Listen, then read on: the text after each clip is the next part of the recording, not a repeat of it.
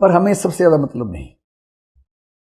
आपने बचपन में बुद्ध की कहानी ज़रूर सुनी होगी, आपके स्कूल में बताई गई होगी, और उसमें बताया गया होगा कि बुद्ध ने 4 दृश्य देखे थे, उसके बाद बुद्ध का हृदय परिवर्तन हो गया था। एक देखा था बूढ़ा आदमी, एक देखा था बीमार आदमी, एक देखा था शव यात्रा का दृश्य, और एक देख लिया था भिखारी भिखारी भिखारी। वो सन्यासी भी था, उसका जिक्र आएगा थोड़ी देर में, है ना। इन चारों को देखा और उनको लगा कि जीवन में कुछ नहीं रखा है। ये जो कहानी आपने सुनी है, वो कहानी जिस पुस्तक से ली गई है वो पुस्तक है अश्वघोष की बुद्धचरित। अश्वघोष बहुत ही रोचक किस्म के आदमी थे, और कालिदास के बाद अगर संस्कृत साहित्य में किसी का सम्मान है तो वो अश्वघोष का है। बुद्धचरित इनकी एक रचना है, सौंदरानंद दूसरी रचना है। इनका नाम कैसे पड़ा? ये इतने बड़े विद्वान थे कि एक बार जब कुषाण राजा कनिष्क के सामने एक चैलेंज हुआ तो इनको बौद्ध दर्शन की व्याख्या करने के लिए खड़ा किया गया। इन्होंने बौद्ध दर्शन की ऐसी व्याख्या की कि जो घोड़े 5-6 दिन से भूखे थे और बेकरार थे कि रस्सियां तोड़ के हम चले जाएंगे, मतलब तूफान मचा देंगे, वो घोड़े भी चुप होकर सुनने लग गए बुद्ध की फिलॉसफी इनके मुंह से, और तब इनका नाम पड़ गया अश्वघोष।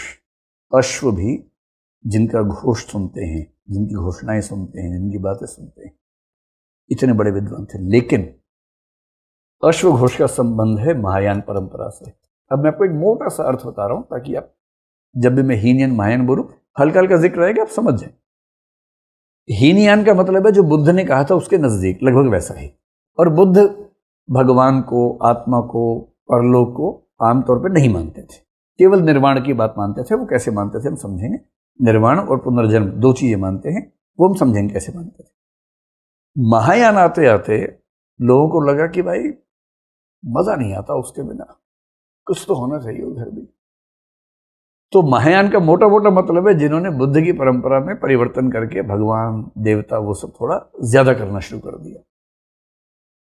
और अश्वघोष महायान की परंपरा के हैं। तो अश्वघोष की रचना में बहुत इहलौकिक बातें होंगी या पारलौकिक बातें भी ठीक ठाक होंगी, खूब होंगी।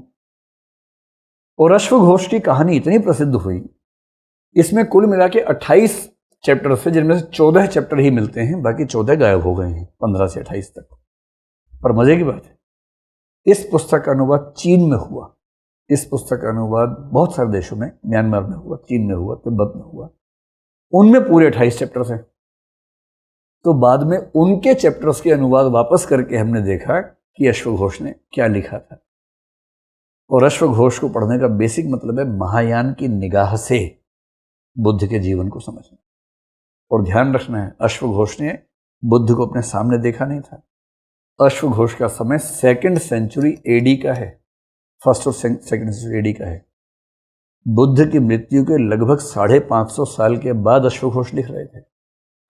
और 550 साल में कहानियां कैसे बदलती जाती हैं पीढ़ियों के साथ। ऐसा होता ना, लोग अपने हिसाब से थोड़ा बहुत उसको बदलते हैं। सम्मान में थोड़ा बदल दिया, कुछ चीजें खराब थी उनको हटा दिया, बदलते बदलते कहानी पहुंची अश्वघोष के पास और उसने हम सबके लिए लिख के छोड़ी।